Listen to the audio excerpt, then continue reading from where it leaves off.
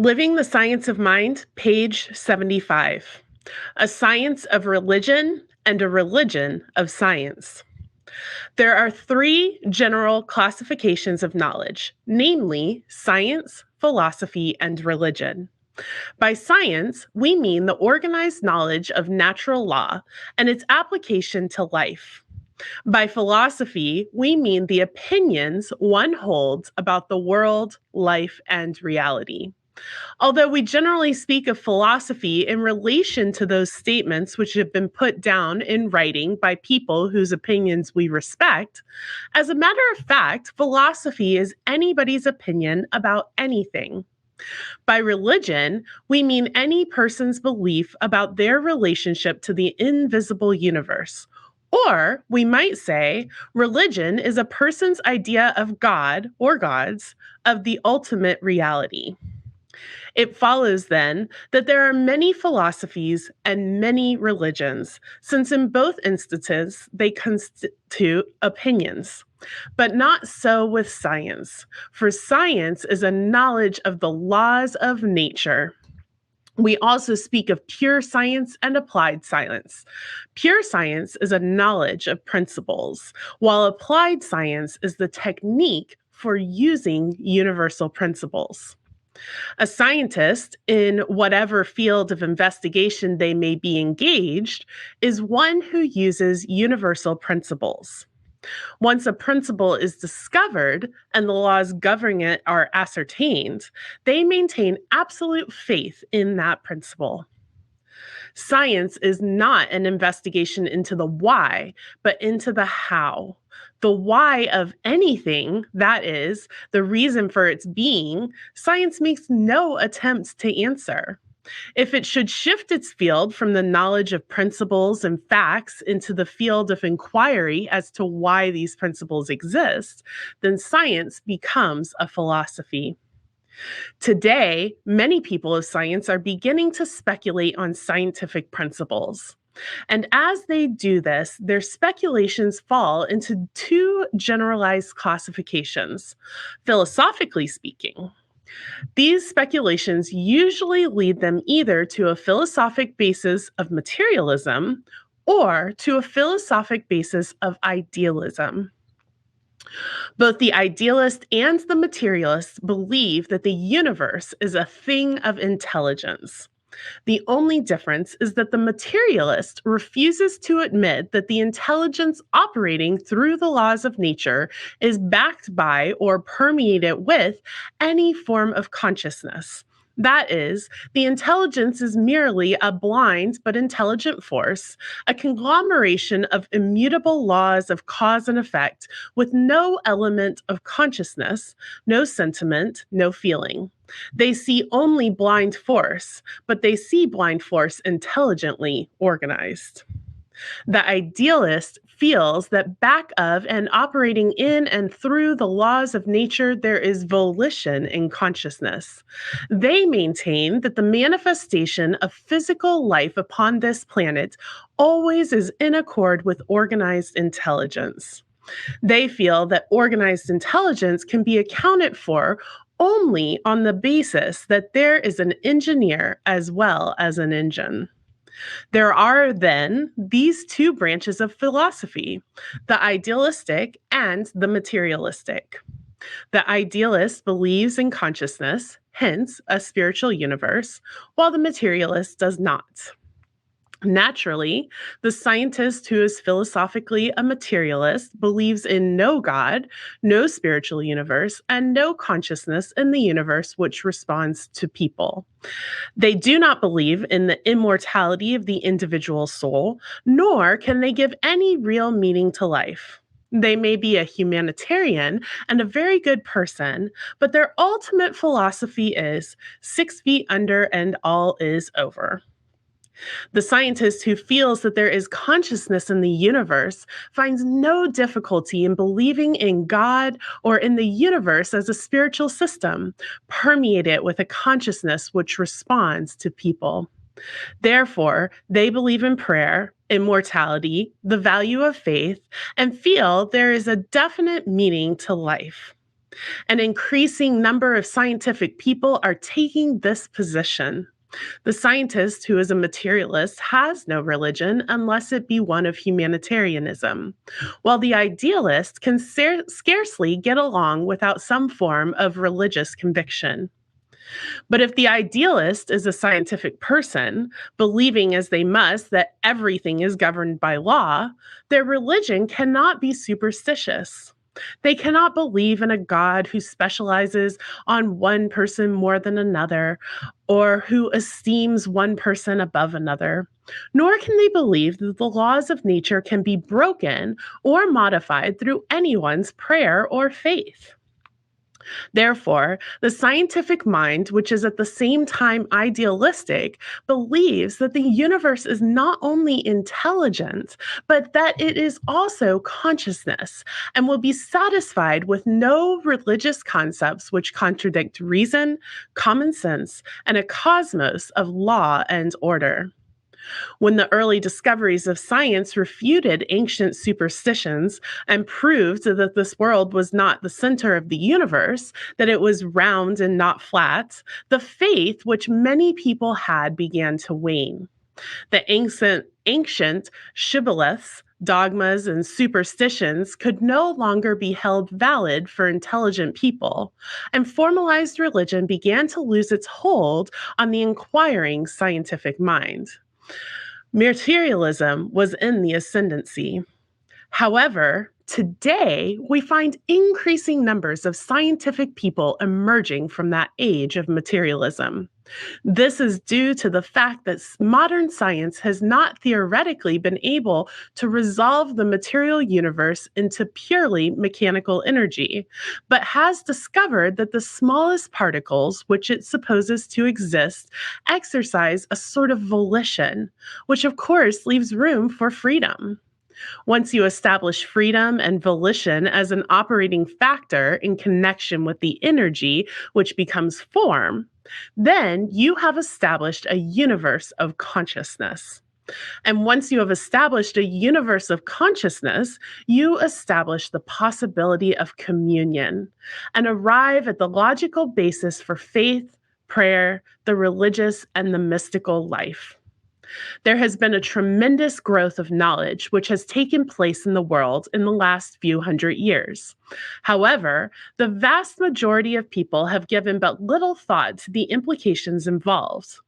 To most people, religion has been either superstitiously entertained, and no doubt with great benefit to those who believed in it, or else it was rejected. Today, however, there is a certain and rather swift return to spiritual convictions.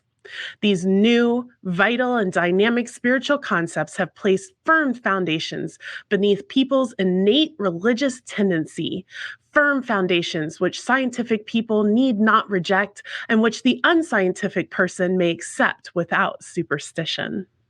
This is what is meant when we speak of a scientific religion. We do not mean that religion is reduced to coldness without sentiment or feeling, but rather that law and order are added to the sentiment and the feeling. We have a perfect right to speak of a scientific religion, or a religion of science. But upon what could such a scientific religion be based? It could only be based upon the principle of mind, of intelligence, and consciousness, which many outstanding scientists today assert is the ultimate and fundamental reality. Science, in affirming consciousness in the universe, that is, a spiritual presence and an intelligence, also affirms that the individual's consciousness is of similar nature. Therefore, a scientific religion does not exclude what we call prayer or communion, even though it lays greater stress on communion than on petition.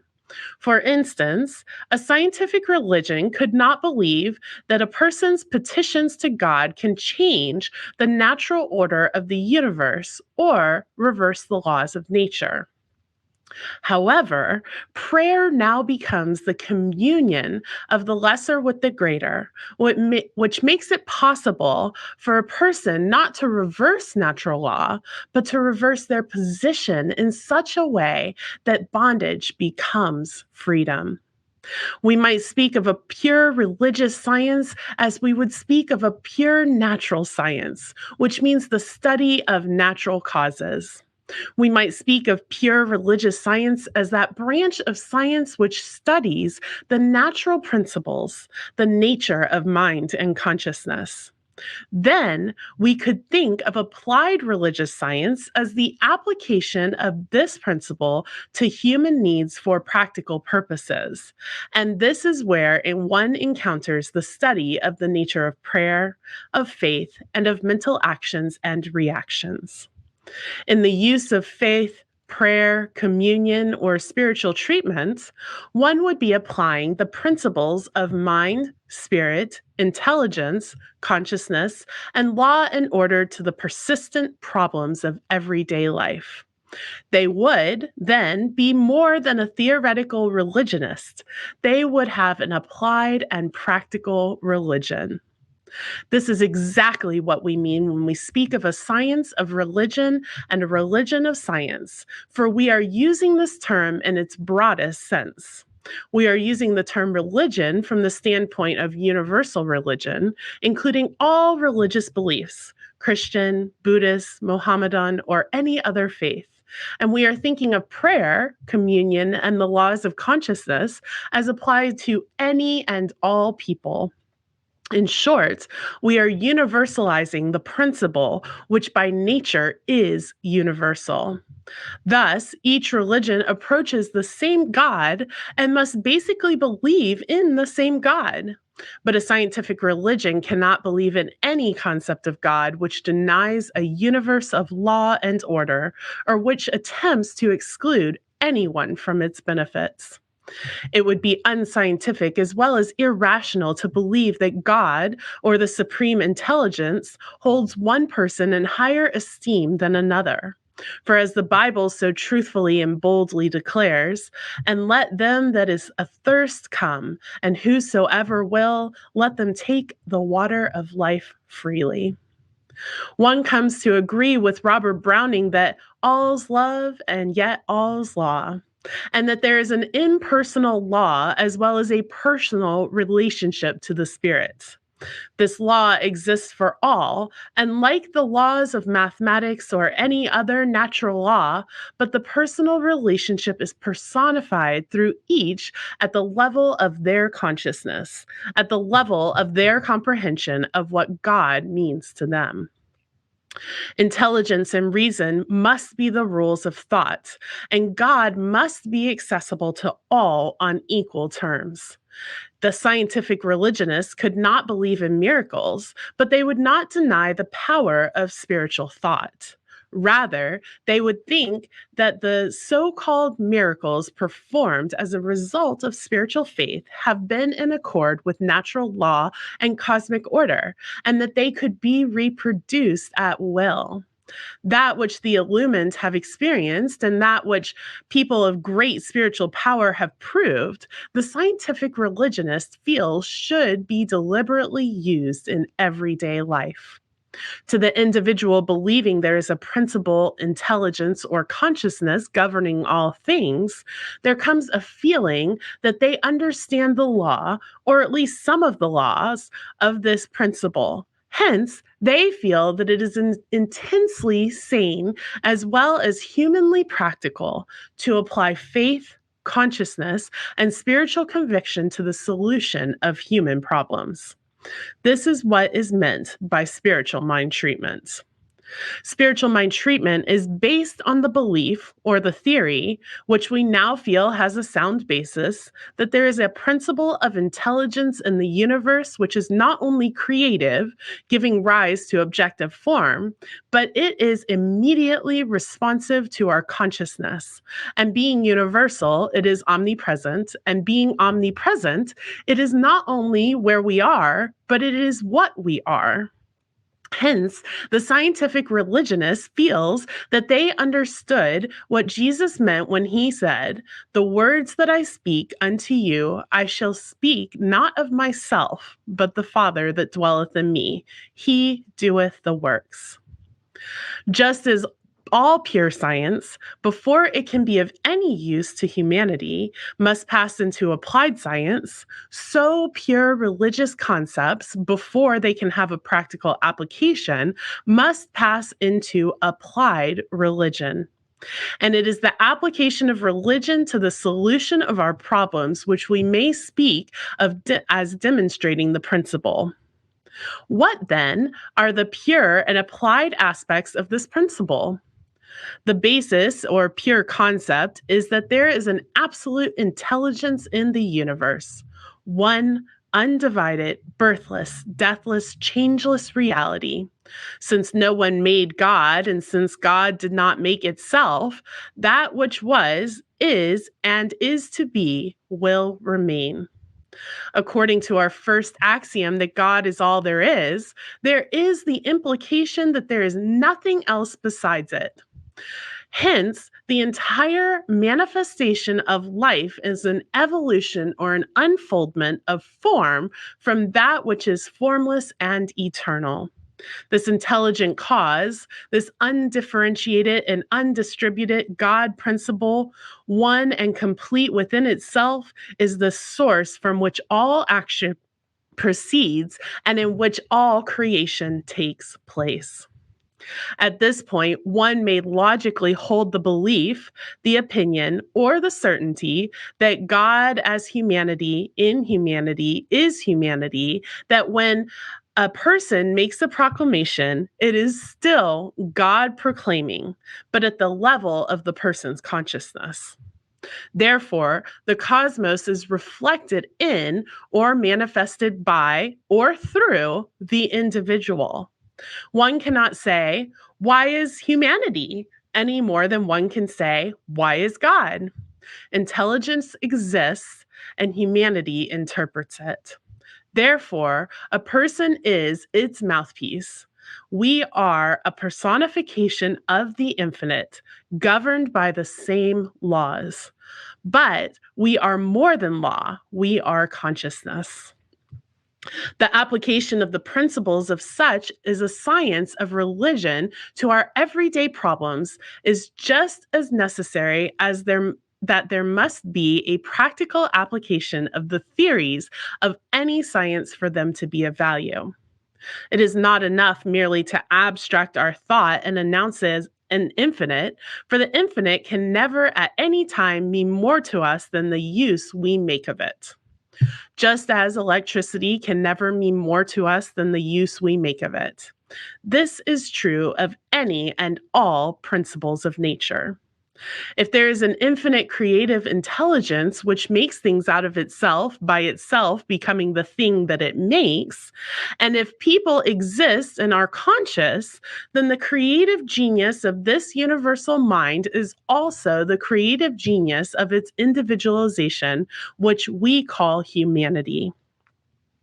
From the above stated propositions, intelligence cannot escape. Correct induction and deduction cannot escape. Thus, most of the great intellectual geniuses who have ever lived have proclaimed these truths, each in their own tongue, in their own way, in their own day, for their own age. Many believe that Jesus proclaimed them for all ages since he was so universal in his concepts.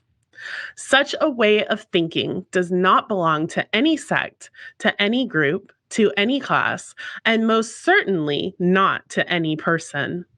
There is no claim to special revelation. Rather, for this particular system of thought, there have been gathered together facts from all ages and all people, from all philosophies and religions. And using practical methods, which any other scientific research would use, it is able to and does present a science of mind with a message of freedom.